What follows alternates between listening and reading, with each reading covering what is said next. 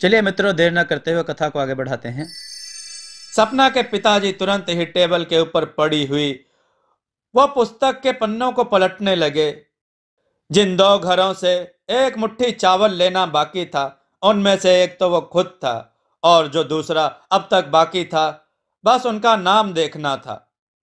सपना के पिताजी ने तुरंत ही उस दूसरा नाम, जिसने अब तक एक मुट्ठी चावल नहीं दिया था, उसे रजिस्टर में देखने के बाद वह तुरंत ही अपनी कुर्सी से उठा और लता को कुछ समझाने लगा। लता को समझाने के बाद सपना के पिताजी अपने घर के पीछे वाले दरवाजे से बाहर निकलने लगे। घर के पिछले दरवाजे से बाहर निकलने से पहले सपना के पिताजी ने इधर उधर अपनी नजरें दौड़ाई और तेजी से उनके घर की तरफ बढ़ने लगे, जिसने उनके अलावा अब तक एक मुट्ठी चावल नहीं दिया था। सपना के पिताजी कुछ ही देर में उस शख्स के घर के पास पहुंच चुके थे। उसके घर का दरवाजा अंदर से बंद था। उसने तुरंत ही अपना हाथ उठाकर उस दरवाजे की कुंडी पकड़ लिया। जैसे ही वह दरवाजे की कुंडी पकड़कर पीटने ही वाला था कि अचानक से उनके कानों में कुछ आवाज सुनाई पड़ी। वो आवाज उसी कमरे के अंदर से आ रही थी। दरवाजे की कुंडी को धीरे से छोड़कर वो अपना दाहिना कान उस दरवाजे से सटा दिया। दरवाजे के अंदर से किसी की आवाज सुनाई पड़ रही थी। ये वही आवाज थी जो कुछ देर पहले उसने उन बुजुर्गों के मुंह से सुनी थी। सपना के पिताजी को अपने कानों पर विश्वास नहीं हो पा रहा था। वह तुरंत ही दरवाजे को जोर जोर से पीटने लगा। उनकी धड़कनें काफी बढ़ चुकी थी। जैसे ही अंदर का दरवाजा खुला, उनकी नजरें अंदर बैठे उन चारों बुजुर्गों पर गई। यह वही चारों बुजुर्ग थे जिसे कुछ देर पहले उसने अपने घर से चाय पिलाकर बेहोश किया था। उन चारों को देखकर अब उनके होश उड़ने लगे थे। उसके पैरों तले जमीन गायब हो चुकी थी। डर के मारे उनके हलक की आवाज गायब हो चुकी थी। अचानक से उनके कानों में आवाज सुनाई पड़ी, आओ आओ, मैं तुम्हारा ही इंतजार कर रहा था। उन चारों बुजुर्गों में किसी एक ने यह बात कही थी। अचानक से एक सफेद धुंध सपना के पिताजी के आसपास घूमने लगी।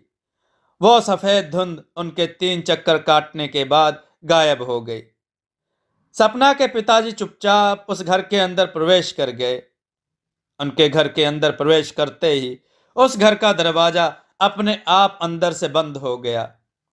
आधे घंटे के बाद एक एक करके उन चारों बुजुर्गों को होश आने लगा। होश में आने के बाद वे सभी एक दूसरे को देखने लगे। वे सभी अपने चारों तरफ इधर उधर देखने लगे। सपना के पिताजी इस घर के अंदर कहीं नहीं दिख रहे थे। इतने में एक बुजुर्ग जल्दी से कुर्सी से उठा और रसोई घर की तरफ जाने लगा। जैसे ही वह बुजुर्ग रसोई घर के मुहाने तक पहुंचा ही था कि उनकी नजर लता के ऊपर गई। रसोई घर के अंदर लता जमीन पर बेहोश पड़ी हुई थी। वो जल्दी से अपने पीछे की तरफ पलटा और जहां वो बैठकर चाय पी रहा था, वहां रखी टेबल के ऊपर से पानी भरी हुई जग को उठाया और तुरंत ही रसोई घर की तरफ भागा। उनके पीछे पीछे वो तीनों बुजुर्ग भी रसोई की तरफ भागे। उस बुजुर्ग ने तुरंत ही अपने हाथ में चुल्लू भर पानी भरकर उसके ऊपर उड़ेला और पानी के छींटे लता के चेहरे के ऊपर मारने लगा। एक और बार छींटे मारने के बाद लता को होश आने लगा था। लता अपने आप को उन चारों बुजुर्गों से घिरा देखकर घबराने लगी। उसे समझ ही नहीं आ रहा था कि वो वहां नीचे रसोई में कैसे पड़ी हुई थी। लता के दिमाग में दुविधा चल रही थी कि वो वहां बेहोश कैसे पड़ी हुई थी, जबकि उन चारों के दिमाग में यह चल रहा था कि लता ने ही उनके चाय में कुछ मिलाकर दिया था, जिसे पीकर वे चारों बेहोश हुए थे। लता इसी उधेड़ बुन में थी कि अचानक से एक बुजुर्ग ने कहा, बेटी, तुम्हारे पति, उसे नहीं देख रहा हूं, वो कहाँ गए हैं? अपने पति के बारे में सुनकर लता सकपका गई। लता कुछ भी जवाब देती उसके पहले ही उनके घर का दरवाजा खुलने की आवाज उन सभी के कानों में सुनाई पड़ी। दरवाजा खुलने की आवाज सुनकर वे सभी रसोई से निकलकर बाहर कमरे में आ चुके थे। दरवाजे के सामने दरवाजा खोले सपना के पिता खड़े थे। उनकी सांसें तेज चल रही थी। उसने कुछ ऐसा देख लिया था जिसे देखकर वो तेजी से भागकर अपने घर आया था। वह तुरंत ही अपने घर के अंदर घुसा और घर के दरवाजे को अंदर से बंद करने लगा। दरवाजा अंदर से बंद करने के बाद तो कुछ देर तक अपनी आंखें बंद करके गहरी सांसें अपने जहन के अंदर भरने लगा। सभी संशय के घेरे में अपने अपने चेहरे के ऊपर प्रश्नवाचक भाव लिए एक दूसरे को टकटकी लगाकर देख रहे थे। अचानक से एक बुजुर्ग ने कहा, क्या हुआ बेटा, तुम इतने डरे हुए क्यों लग रहे हो? उनकी बात सुनकर सपना के पिताजी तेजी से उनके पास आकर खड़े हो गए। डर के मारे उनके मुंह से आवाज नहीं निकल पा रही थी। उसने अपना दाहिना हाथ आगे बढ़ाते हुए कहा, मो मो मोहन, एक मुट्ठी चावल। उनकी बात सुनकर वे चारों बुजुर्ग खुश हुए, क्योंकि उनके अलावा एक मोहन का ही नाम बचा हुआ था उस रजिस्टर में जिसने अपने घर का एक मुट्ठी चावल अब तक नहीं दिया था। उनकी बात सुनकर एक बुजुर्ग ने कहा, बहुत अच्छा किया बेटा, जो तुम ही उनके घर से एक मुट्ठी चावल लेकर यहाँ आ गए, नहीं तो हम चारों को उनके पास जाना होता। एक बुजुर्ग ने कुछ कदम सपना के पिताजी की तरफ बढ़ाया और उनके दाहिने हाथ से वह मुड़े हुए कागज लेने लगा। उस मुड़े हुए कागज के अंदर एक मुट्ठी चावल रखी हुई थी। उस बुजुर्ग ने मुड़े हुए कागज को दोनों हाथों से खोलने लगा। उस मुड़े हुए कागज के अंदर एक मुट्ठी चावल के साथ एक छोटा कागज जिन पर दो लड़कियों का नाम भी लिखा हुआ था। उन दोनों लड़कियों में से एक नाम आरती, जिनकी उम्र 12 साल, और दूसरा नाम निशा, जिनकी उम्र 14 साल थी। उस बुजुर्ग ने तुरंत ही उस कागज में लिखा नाम पढ़कर उस एक मुट्ठी चावल के अंदर कागज रख करके अंदर से मोड़ने लगा और उसे अच्छी तरह से संभाल कर वो अपने कपड़े की थैली के अंदर रखने लगा। जैसे ही उसने कपड़े की थैली के अंदर वो एक मुट्ठी चावल कागज में लपेट कर रखा ही था कि अचानक से सपना के पिता ने कहा, जितनी जल्द से जल्द ये चावल की थैली आप लोग त्रिकाल पुट्टी के पास पहुंचा दें। उनकी बात सुनकर एक बुजुर्ग ने कहा, जरूर जरूर बेटा, ये चावल की थैली आज ही त्रिकाल पुट्टी के पास पहुंच जाएगी। चलो अब इजाजत दो, और भी काम अभी बचे हैं जिसे पूरा करना है।